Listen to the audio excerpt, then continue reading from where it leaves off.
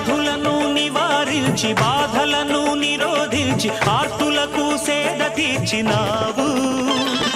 శరణాగతులందరికీ సద్గతులను కలిగించి సమతామూర్తివై నిలిచినావు.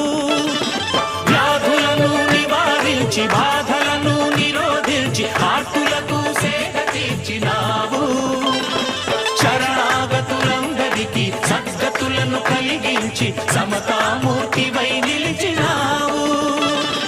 భిక్ష స్వీకరించి ప్రాణభిక్ష పెట్టినావు. కదిలే కళ్యాణ రాశి నీవు.